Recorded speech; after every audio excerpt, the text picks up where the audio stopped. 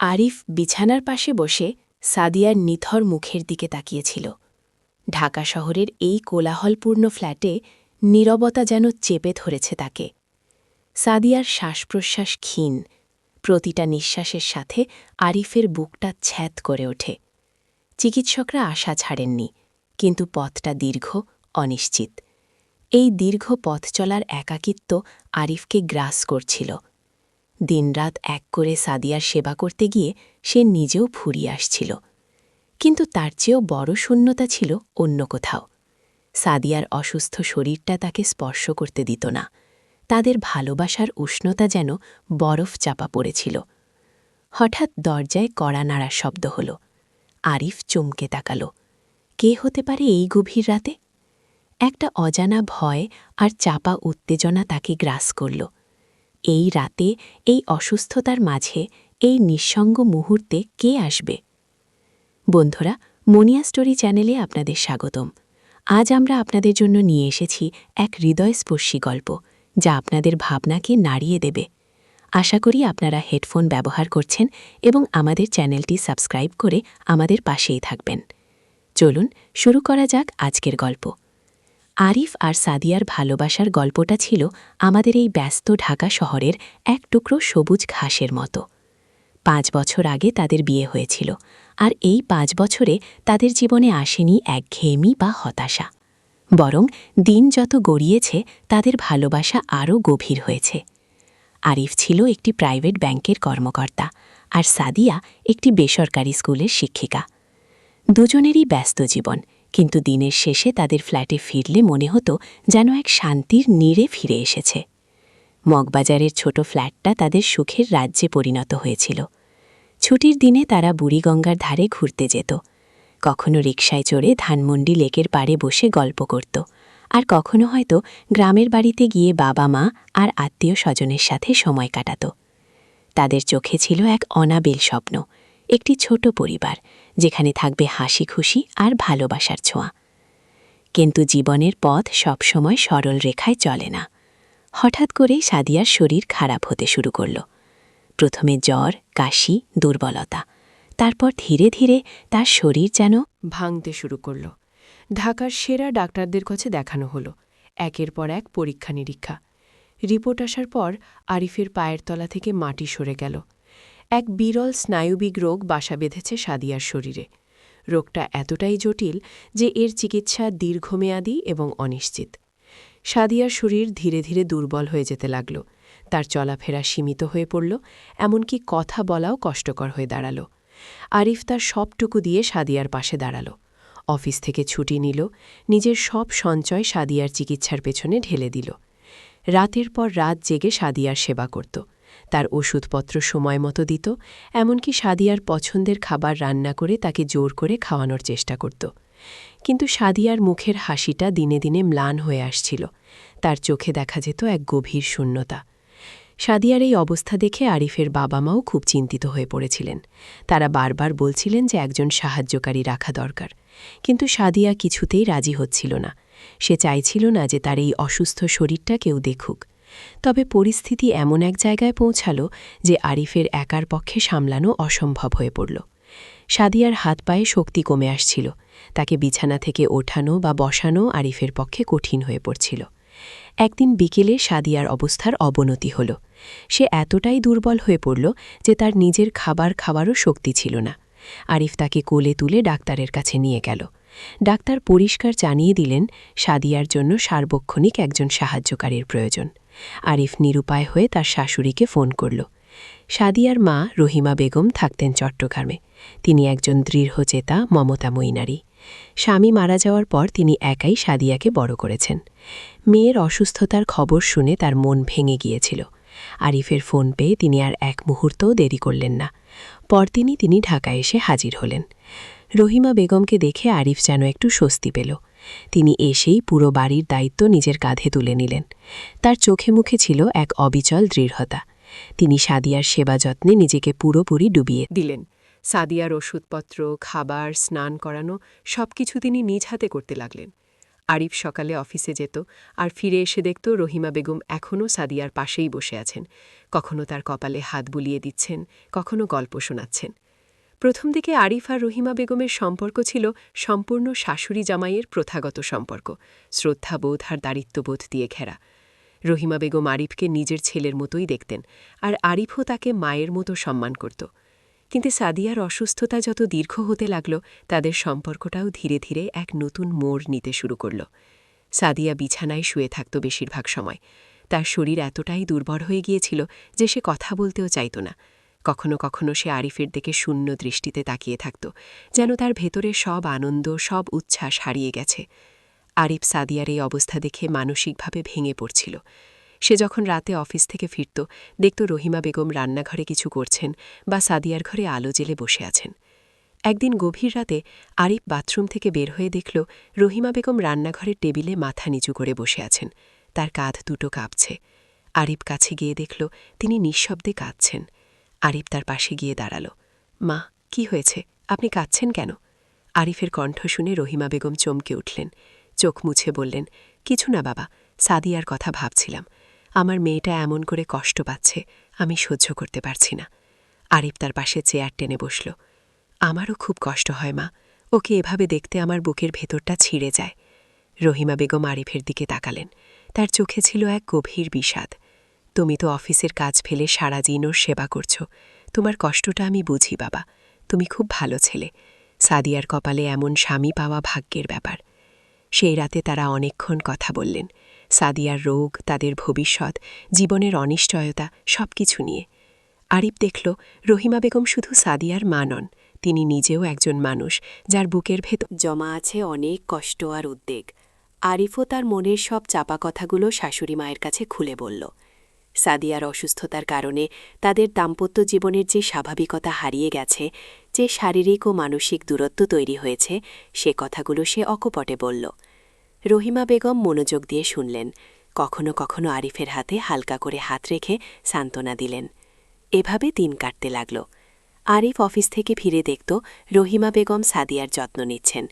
তিনি আরিফের জন্য গরম ভাত বেড়ে দিতেন, তার পছন্দের তরকারি রান্না করতেন। আরিফ যখন ক্লান্ত হয়ে সোফায় গায়ে লিয়ে দিত, রহিমা বেগম তার পাশে এসে বসতেন। বাবা, কিছু খাবে? চা করে দেব? ছোট ছোট এই যত্নগুলো আরিফের মন ছুঁয়ে যেত। সাদিয়ার অসুস্থতার কারণে আরিফের জীবনে যে শূন্যতা তৈরি হয়েছিল, রহিমা বেগম যেন সেই শূন্যতা পূরণের চেষ্টা করছিলেন। তিনি আরিফের সাথে গল্প করতেন, তাকে হাসানোর চেষ্টা করতেন, এমনকি তার অফিসের কথা মন দিয়ে শুনতেন।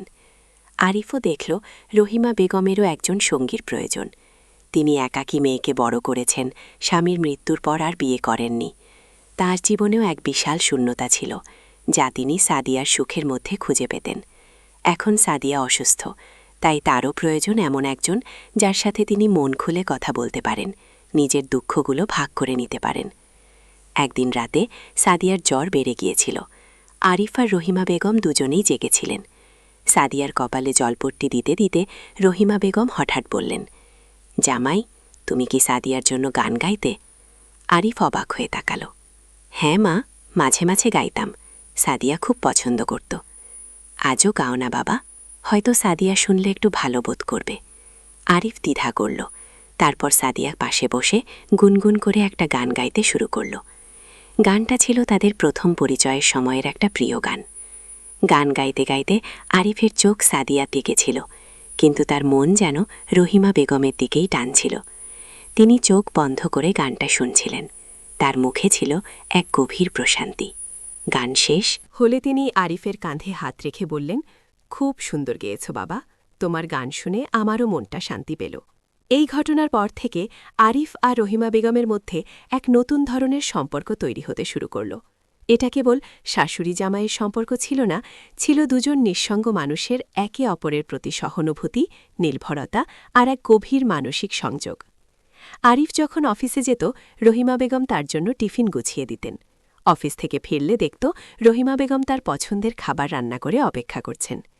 সাদিয়ার যত্ন নেওয়ার ফাঁকে তারা দুজনেই একে অপরের প্রতি এক নীরব সমর্থন খুঁজে পাচ্ছিলেন। আরিফ দেখল রহিমা বেগমের হাতে সাদিয়ার হাত বুলিয়ে দেওয়ার ভঙ্গিটা, তার নরম স্পর্শ, তার চোখের গভীরতা, সব যেন তার ভেতরে এক অন্যরকম অনুভূতি জাগিয়ে তুলছিল। একদিন আরিফ অফিস থেকে ফিরে দেখল রহিমা বেগম ড্রয়িং রুমে বসে পুরনো অ্যালবামের পাতা উল্টাচ্ছেন। তিনি সাদিয়ার ছোটবেলার ছবি দেখছিলেন। আরিফ তার পাশে গিয়ে বসল। এসব সাদিয়ার ছোটবেলার ছবি, তাই না মা? হ্যাঁ বাবা, দেখ আমার মেয়েটা কত সুন্দর ছিল, কত হাসি খুশি ছিল। রহিমা বেগমের চোখ ছলছল করে উঠল। আরিফ তার হাত থেকে অ্যালবামটা নিল।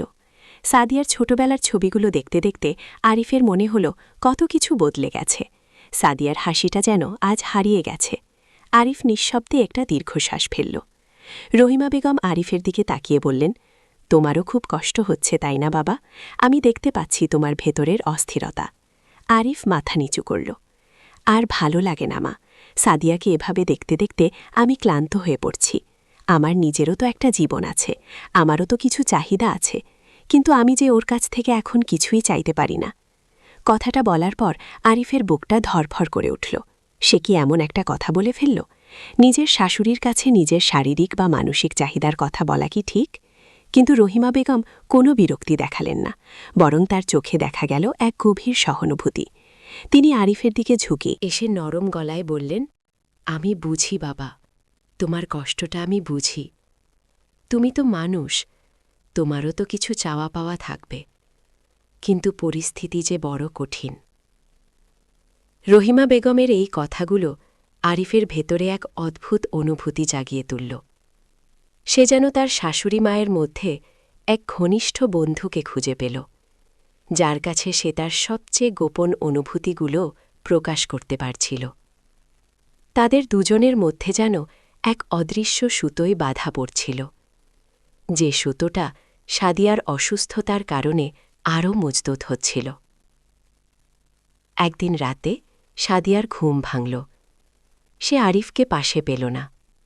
তার শরীর দুর্বল, কিন্তু সে অনুভব করল যে তার মাও পাশে নেই। সে ক্ষীণ সরে আরিফ বলে ডাকল, কিন্তু তার গলা থেকে শব্দ বের হল না। সে কোনোমতে বিছানা থেকে নামার চেষ্টা করল, কিন্তু তার পা টলছিল। অবশেষে সে মেঝেতে লুটিয়ে পড়ল। আরিফ আর রহিমা বেগম তখন রান্নাঘরে বসে গভীর আলোচনায় মগ্ন ছিলেন। আরিফ অফিসের এক জটিল সমস্যার কথা বলছিল, আর রহিমা বেগম তাকে মনোযোগ দিয়ে শুনছিলেন। তাদের মধ্যে এমন এক বোঝাপড়া তৈরি হয়েছিল যে আরিফ তার জীবনের সব কথা তার শাশুড়িকে বলতে স্বচ্ছন্দ বোধ করত। রহিমা বেগমও আরিফের কথায় নিজের জীবনের অভিজ্ঞতা মিশিয়ে তাকে উপদেশ দিতেন। হঠাৎ তারা সাদিয়ার পড়ার শব্দ শুনতে পেলেন। দুজনেই চমকে উঠলেন। দৌড়ে সাদিয়ার ঘরে গিয়ে দেখলেন সাদিয়া মেঝেতে পড়ে আছে, তার চোখে জল। সাদিয়া, কি হয়েছে? আরিফ দ্রুত সাদিয়ার কাছে গিয়ে তাকে কোলে তুলে বিছানায় শুইয়ে দিল। রহিমা বেগম সাদিয়ার কপালে হাত রাখলেন। তুমি কি কিছু খুঁজছিলে মা? আমাদের ডাকতে পারতে। সাদিয়া কোনো কথা বলল না, শুধু আরিফের দিকে তাকিয়ে রইল। তার চোখে ছিল এক গভীর অভিযোগ, এক চাপা অভিমান। আরিফ অনুভব করল সাদিয়া হয়তো তাদের ঘনিষ্ঠতা লক্ষ্য করেছে। যদিও তাদের মধ্যে কোনো ভুল কিছু ঘটেনি, কিন্তু সাদিয়ার চোখে সেই অবিশ্বাস আরিফকে বৃদ্ধ করল। সেই রাতের পর থেকে আরিফ আর রহিমা বেগম দুজনেই নিজেদের মধ্যে এক অস্বস্তি অনুভব করতে শুরু করলেন। তাদের নীরব কথোপকথন, একে অপরের প্রতি যত্ন, সব যেন থমকে গেল। আরিফ লক্ষ্য করল রহিমা বেগম এখন আর রাতে তার পাশে এসে বসে গল্প করেন না। তিনি সাদিয়ার ঘরেই বেশিরভাগ সময় কাটান। আরিফ যখন অফিস থেকে ফেরে তিনি দ্রুত তার খাবার এগিয়ে দেন, কিন্তু আর আগের মতো পাশে বসে গল্প করেন না। তাদের মধ্যে এক অদৃশ্য দেয়াল তৈরি হতে শুরু করল। একদিন বিকেলে আরিফ অফিস থেকে ফিরে এল। সাদিয়া ঘুমোচ্ছিল। রহিমা বেগম বারান্দায় দাঁড়িয়েছিলেন, উদাস দৃষ্টিতে বাইরের ব্যস্ত রাস্তার দিকে তাকিয়ে। আরিফ তার পেছনে গিয়ে দাঁড়াল। মা, আপনার কি শরীর খারাপ? রহিমা বেগম চমকে উঠলেন, তারপর ঘুরে আরিফের দিকে তাকালেন। তার চোখে ছিল এক গভীর ক্লান্তি। না বাবা, শরীর ঠিক আছে, মনটা ভালো নেই। কেন মা? আরিফ নরম গলায় জিজ্ঞেস করল। রহিমা বেগম একটা দীর্ঘ শ্বাস ফেললেন। জানি না বাবা, এখানে এসে সাদিয়ার সেবা করতে করতে আমি যেন নিজেকেই হারিয়ে ফেলছি। আর আর আমার মনে হয় আমি এখানে থাকাটা তোমাদের জন্য ভালো হচ্ছে না। আরিফ অবাক হয়ে গেল। এসব কি বলছেন মা? আপনার থাকাটা তো আমাদের জন্য আশীর্বাদ। আপনি না থাকলে আমি সাদিয়াকে কিভাবে সামলাতাম? রহিমা বেগম আরিফের দিকে সরাসরি তাকালেন। তার চোখে ছিল এক গভীর বেদনা। জানি বাবা, তুমিও অনেক কষ্ট করছ। কিন্তু আমার মনে হয় আমার উপস্থিতি তোমাদের সম্পর্কের মধ্যে একটা দূরত্ব তৈরি করছে। আরিফ চুপ করে রইল। সে জানত রহিমা বেগম সাদিয়ার কথা বলছেন, কিন্তু তার মনের ভেতরে চলছিল অন্য এক টানাপোড়ন। সে অনুভব করছিল তাদের মধ্যে যে ঘনিষ্ঠতা তৈরি হয়েছিল তা এখন তাদের দুজনের জন্যই এক বোঝা হয়ে দাঁড়িয়েছে। রহিমা বেগম আবার বললেন, সাদিয়া হয়তো কিছু বুঝতে পারছে না, কিন্তু আমার মনে হচ্ছে আমি এখানে থাকলে তোমাদের দাম্পত্য জীবনে আরও জটিলতা তৈরি হবে। আমার মনে হয় এবার আমার চলে যাওয়া উচিত। আরিফের বুকটা ছ্যাঁত করে উঠল। রহিমা বেগম চলে গেলে সে আবার একা হয়ে যাবে। সাদিয়ার অসুস্থতার এই দীর্ঘ পথ সে একা কিভাবে পাড়ি দেবে? কিন্তু সে এটাও জানত রহিমা বেগমের কথা সত্যি। তাদের মধ্যে যে আবেগপ্রবণ ঘনিষ্ঠতা তৈরি হয়েছে সেটা ভুল, সেটা সাদিয়ার প্রতি অবিচার। আরিফ মাথা নিচু করে বলল, মা, আপনি এসব কি বলছেন? আপনি চলে গেলে সাদিয়া আরও ভেঙে পড়বে, আর আমিও। রহিমা বেগম আরিফের হাতটা ধরলেন। তার স্পর্শে আরিফের সারা শরীরে এক শিহরণ খেলে গেল। সেই স্পর্শে ছিল এক অদ্ভুত মিশ্রণ, মাতৃস্নেহ, সহানুভূতি আর এক চাপা আবেগ। শোনো জামাই, রহিমা বেগম নরম গলায় বললেন, এই কাজটা আমি না করলে কে করবে? সাদিয়ার এই অবস্থায় ওর পাশে আমাদের দুজনকেই থাকতে হবে। কিন্তু আমার মনে হয় আমাদের এই কাজটা করতে গিয়ে আমাদের নিজেদের মধ্যে যা তৈরি হয়েছে তা ঠিক নয়। আমার খুব ব্যথা লাগে জামাই, এই কাজটা করতে গিয়ে আমার বুকের ভেতরটা যেন ছিঁড়ে যাচ্ছে। আরিফ তার দিকে তাকালো। রহিমা বেগমের চোখে ছিল জলের রেখা। আমারও খুব কষ্ট হয় মা, আমি বুঝতে পারছি না কি করব। রহিমা বেগম আরিফের হাতটা আরও শক্ত করে ধরলেন। আমরা দুজনেই ভুল করে ফেলেছি বাবা। সাদিয়ার অসুস্থতার সুযোগে আমরা একে অপরের ওপর যে নির্ভরতা তৈরি করেছি, যে মানসিক আশ্রয় খুঁজেছি, তা আসলে ভুল। এটা সাদিয়ার প্রতি অন্যায়। আমাদের এই কাজটা এখন থামাতে হবে। এই যে মানসিক ঘনিষ্ঠতা, এই যে একে অপরের প্রতি টান, এটা আমাদের জন্য ঠিক নয়। এই কাজটা আমাকে আর করতে দেবে না বাবা। আরিফ বুঝতে পারছিল রহিমা বেগম কি বলতে চাইছেন। তাদের এই মানসিক সংযোগ, যা সাদিয়ার অনুপস্থিতি এবং তাদের দুজনের একাকিত্ব থেকে জন্ম নিয়েছিল, তা এখন তাদের জন্য এক নৈতিক দ্বন্দ্বে পরিণত হয়েছে। কাজটা ছিল সাদিয়ার অনুপস্থিতিতে একে অপরের শূন্যতা পূরণ করা, মানসিক আশ্রয় দেওয়া, যা এখন ব্যথা হয়ে ফিরে এসেছে। আরিফ রহিমা বেগমের দিকে তাকিয়ে দেখল তার চোখে এক দৃঢ় প্রতিজ্ঞা। তিনি সাদিয়ার মা, সাদিয়ার ভালো তিনি কখনোই চাইবেন না। এই কঠিন পরিস্থিতিতেও তিনি নিজের আবেগ সামলে সঠিক সিদ্ধান্ত নিচ্ছেন। কিন্তু মা, আপনি চলে গেলে সাদিয়াকে কে দেখবে? আরিফের কণ্ঠস্বর কাঁপছিল।